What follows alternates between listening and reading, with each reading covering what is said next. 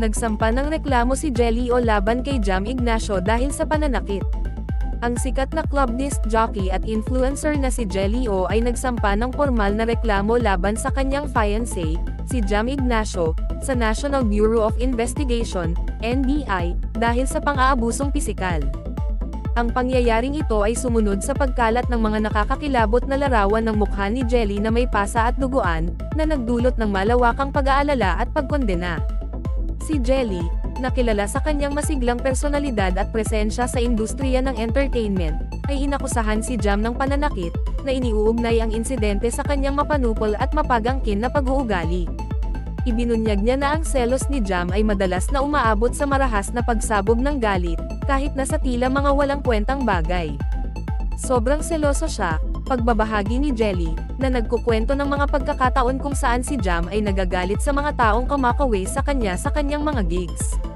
Nagbigay si Jelly ng isang nakakatakot na paglalarawan ng pang-aatake, na nagkukwento ng insidente na naganap sa loob ng isang sasakyan habang nagmamaneho sila. Hinatak niya ang buhok ko at sinabunot niya ang mukha ko sa dashboard habang nagmamaneho siya, paliwanag niya. Sinusuntok ang ulo ko sa bintana ng kotse. May dugo sa mata ko, at ang lugar sa ilalim ng mata ko ay namamaga. Ang bibig ko ay nasira rin dahil sa suntok. Ang isa sa mga ngipin ko ay nabasag, at ang labi ko ay kailangang tahiin.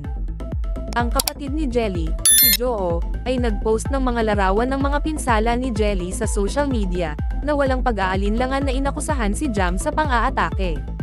Sa kanyang post, ipinahayag ni Jo ang kanyang galit sa mga ginawa ni Jam, na nagsasabi na, "Wala kang karapatan na saktan ang kapatid ko, Jam Ignacio." Kinuha niya ang telepono ni ate para hindi siya makatawag ng tulong. Mabuti na lang at dumaan kami sa isang tollgate, at nakasigaw siya para humingi ng tulong. Tumakas si Jam sa mga pulis. Si Jelly, sa isang pahayag na inilabas sa kanyang social media, ay nagpahayag ng kanyang hangarin na panagutin si Jam sa kanyang mga ginawa, na nagsasabi, "Tiyak kong haharapin niya ang mga kahihinatnan ng kanyang mga ginawa. Madali akong magpatawad, pero ang ginawa niya sa akin, hindi ko makakalimutan. Totoong trauma ito. Hindi ako makatulog. Paulit-ulit kong naaalala ang nangyari. Kaya, Jam, gusto kong managot ka sa iyong mga ginawa." Ang insidente ay nagdulot ng matinding pagkabigla sa industriya ng entertainment, na nagbibigay liwanag sa laganap na isyu ng karahasan sa tahanan sa mga relasyon ng mga artista. Ang tapang ni Jelly sa paglalahad ng kanyang karanasan at paghahanap ng hustisya ay pinuri ng marami, na nagsisilbing inspirasyon para sa iba pang mga biktima ng pang-aabuso.